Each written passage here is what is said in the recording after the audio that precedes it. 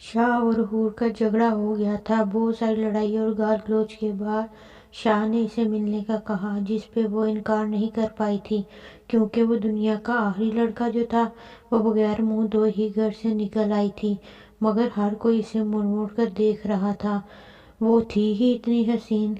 गाड़ी में जाऊंगी तो देर लगेगी, मगर गाड़ी में नहीं जाऊंगी तो राइटर एक्सीडेंट का सीन कैसे लिखूंगी। लम्हा भर सोचने के बाद इसने गाड़ी कंधों पे उठाई, कदम मंजिल की तरफ बढ़ा दिए। आखिर को वो शाह के लिए कुछ भी कर सकती थी। रेस्टोरेंट पहुंचते ही इसने गाड़ी कंधों से उतारी और कपड़े झाड़ कर अंदर की तरफ कदम बढ़ाए। धूल मिट्टी ने इसके हसन को चार चांद लगा दिए थे। इसे देखते ही शाह अपनी जगह से खड़ा हुआ था। इसे इतने दिन बाद देखकर शाह रो पड़ा था। वो इसके मामले में ऐसी ही जनानियों की तरह रोता था। आखिर के वो इसकी 29वीं मोहब्बत थी। इसने बहुत लड़कियां पटाई थी, मगर हूर सबके मुकाबले मुश्किल से पटी थी। यही बात इसकी शराफत और मासूमियत की दलील थी। कहाँ खो गए वो शाह के सामने चुटकी बजा के उसे होश में लाई थी। हूर के अंदाज में बेरुखी थी। आखिर वो इससे नाराज थी। कहीं ना कहीं बैठो वो दोनों बैठ गए थे। मैं तुम्हारे बगैर नहीं रह सकता। पता नहीं क्या रिश्ता है तुमसे, मगर मैंने सोच लिया है, मैं अब सिर्फ तुम्हारा होकर रहूंगा। हूर दिल ही दिल में खुश हो रही थी, मगर वो दिल में उठती धड़क शाह के सामने जाहिर नहीं करना चाहती थी। मेरा तुमसे कोई रिश्ता नहीं है शाह। हमारा कुछ लोगों से मोहब्बत का रिश्ता होता है और कुछ से दर्द का। तुम मुझसे ठीक से मोहब्बत कर ही नहीं पाए।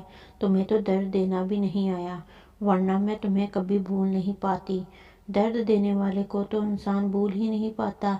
ये सुनते ही शाह तेजी से उठकर उसके पास आया था और इसकी पीठ पर एक जोरदार मुक्का मारा था। हूर को सांस रुकती महसूस हुई थी। हूर के सिग्नल कुछ देर के लिए चले गए। मुझे भूलोगी, तुमसे इश्क करता हूँ। तुमने सुना? तुमने? हूर के सिग्नल बहाल होते ही हूर ने शाह को देखा था। इतनी मोहब्बत हूर को अपनी किस्मत पे रक्श होने लगा था।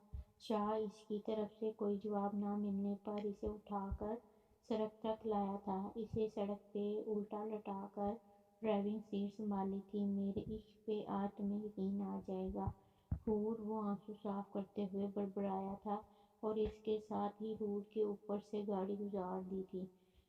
6 दफा गुजरने के बाद वो गाड़ी से उतरकर हूर की तरफ आया था। हूर के हुस्न में कोई कमी नहीं आई थी।